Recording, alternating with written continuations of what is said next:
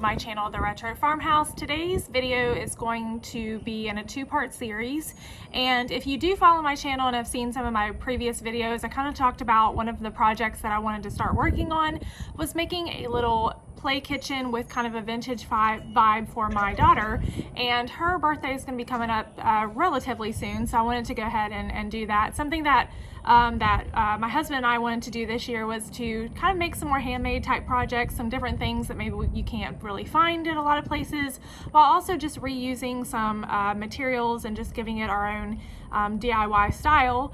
And so when I had somebody come to me a few months ago with some old cabinets that somebody was renovating a house, and so they were kind of going to be throwing these into the dumpster, and when I looked at them, they had a lot of really good wood that was still available as part of them.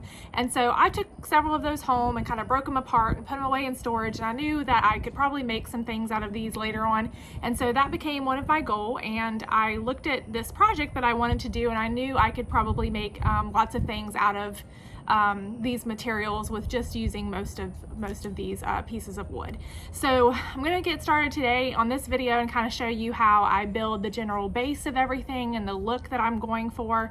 And then the second video that I'll end up putting out is going to be more of how I style it and painting it, and then the overall end result. So come along with me today and I'll show you how I'm working on this project. Okay, so hopefully you guys can see this. I've went ahead and just sketched out the kitchen I'd like to build for her, giving it a little bit of a vintage vibe. It might change a little bit, but I'm definitely not the world's best drawer, but at least gives me an idea of maybe some things I want to do the way I want it to look. And I'm going to try to build it in two separate sections, the stove and oven part, and then the sink and little shelves part, and then I can just connect those together. So most of the materials I'm using in this came from some old cabinets that I acquired. Somebody was remodeling and was throwing them out, so I took them because a lot of the pieces were still made out of, good wood. Some of it's MDF, which I'm not using on this project, but some of it was these thinner pieces of plywood and some thicker pieces of plywood. So I've already disassembled all of the cabinets here, and I'm gonna try to use what I can, and I need to make a frame first. So I'm gonna take some of these thicker pieces that I have over here, and I'm going to cut those down and then create my frame, and then I can take the thinner pieces and put those up against as my sides in my front.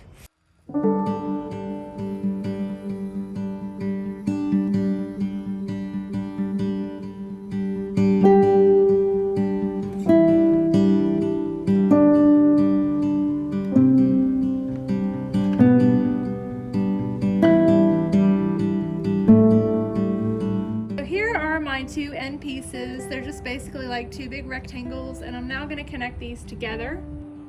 And how I'm going to do that is I'm going to take my countersink drill bit here. This is one that I use to sink the construction screws into better, so that way you won't see them as much. And I have to go at an angle here, so that way it's not really sticking out anywhere, since this is more of a longer, flatter piece.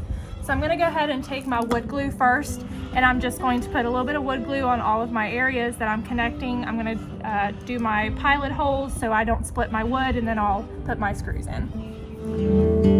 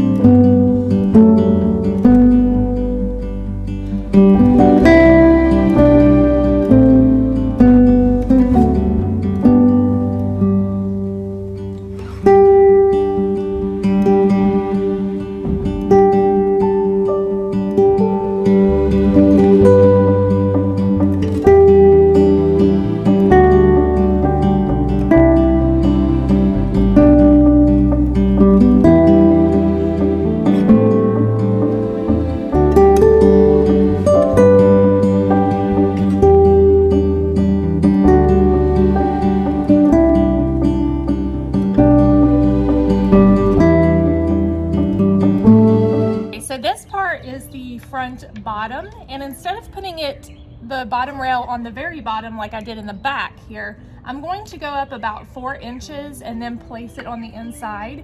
And this is just personal preference. I want to add a little detail here on the bottom after I'm done putting this all together, just to kind of give it a little bit of a decorative touch. So I'm going to go up about 4 inches, and that's where I'm going to put my front bar here.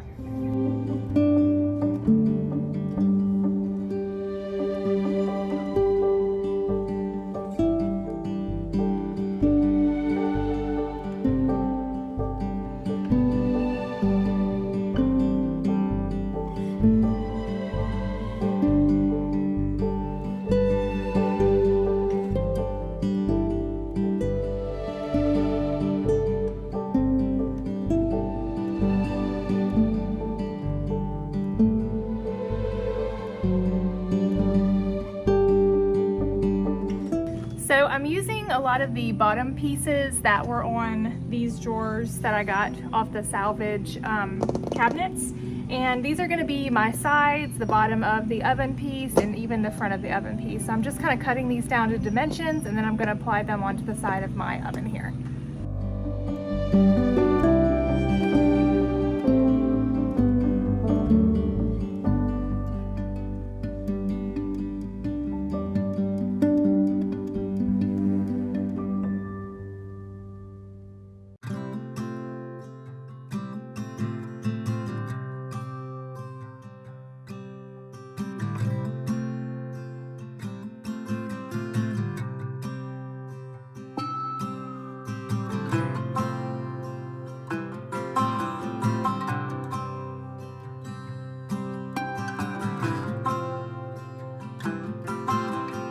So this part is going to be the back of my oven here, or my back of my stove, I guess I should say.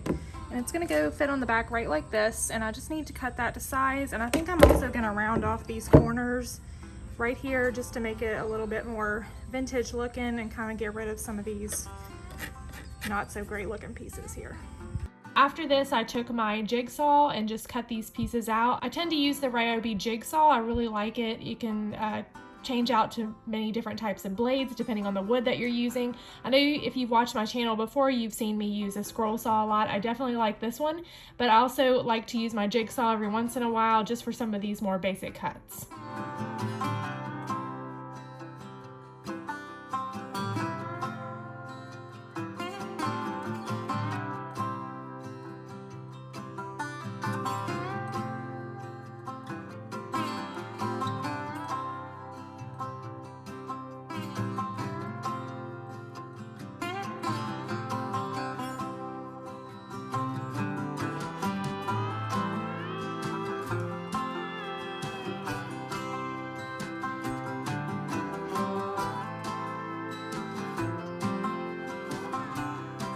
Okay, so I'm doing the bottom of my little farmhouse sink here. I've made my sides and my front piece, which is going to be kind of, I guess, like your apron piece, and then my back piece I'm putting on here, and I've left a little bit of a lip just so that I can take one of these flatter pieces here and I can join that here, and it'll look nice and flush with it, and then I'll have like a small little, you know, space right here before I create my shelves behind it that I can go ahead and put my faucet and that sort of thing on. Now I'm just going to assemble the front and the sides together. That way I can go ahead and mark out my bottom piece, which is also the same thickness, and cut that to fit on the inside of this.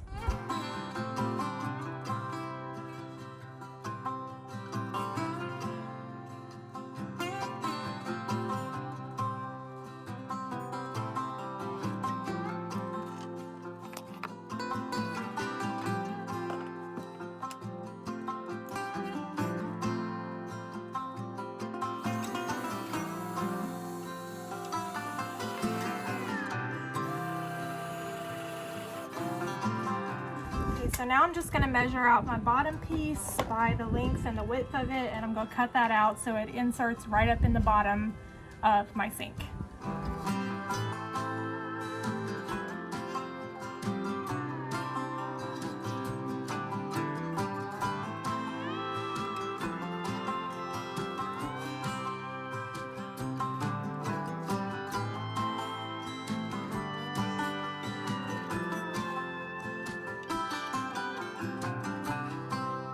I wanted to add some little corbels onto the 3 little shelves I'm going to be putting behind the sink.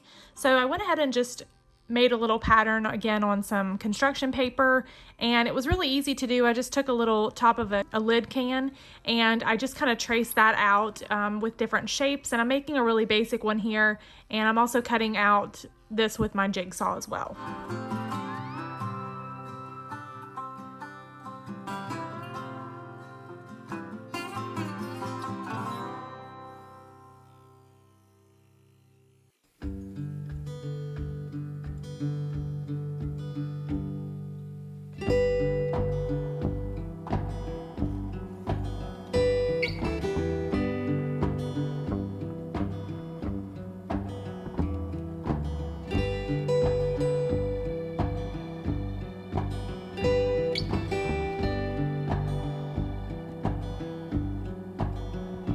I also ended up attaching those other 2 to the bottom of my oven here just to give it a little bit more character.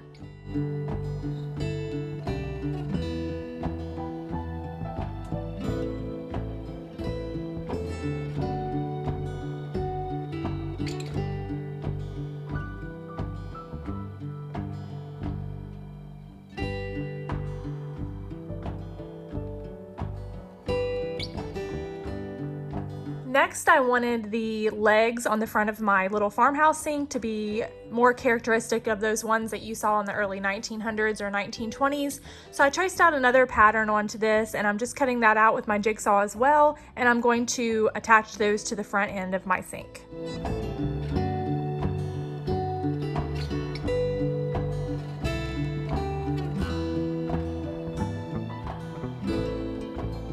The easiest way I found to attach these was just to take some L brackets here and screw those into the back side and the underside of my sink, securing those really well on each side. I also ended up taking some longer leg pieces that were just straight, and I put those on the back as well just to give it a little bit more support.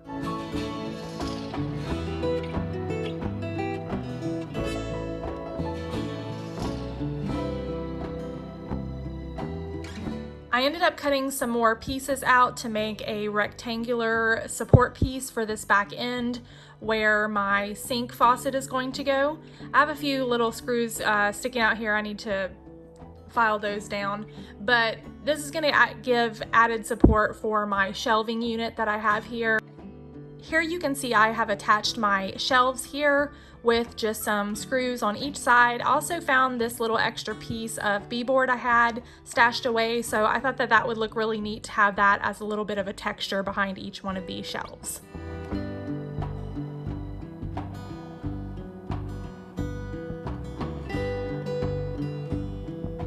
Okay, so I just want to show you real quick how I connected my shelving onto the back of my sink here. I had some of these brackets. They do make them flat, but these ended up being corner brackets. These were the only ones I had, so I did end up just pounding those flat with a hammer, and I was able to secure those in really well. So put a few screws in here, but these work really well, and this thing's solid. It's not going anywhere. When I probably place it wherever it's going to go, I'm probably going to go ahead and just screw this into get some brackets and screw this into the studs, just for more safety reasons. Anytime you have a large, tall piece of furniture, or maybe a tall toy or something like that that has a lot of weight to it. Obviously this thing's solid wood. It's always good safety measure to just brace that to the wall so that it doesn't have any problems with tipping. I did add another brace back here, so that that's not going to be really an issue, but just to make sure to have that more secure. And they make these brackets flat. They make corner ones. These have really been great to just apply some of the pieces together here without having to do different screws in different places. Thanks for watching today's video. I hope you guys did enjoy it. If you do like it, don't forget to hit the like button as well as share my videos. It really does help my channel out. And stay tuned, we'll have another upcoming video of how this project turned out.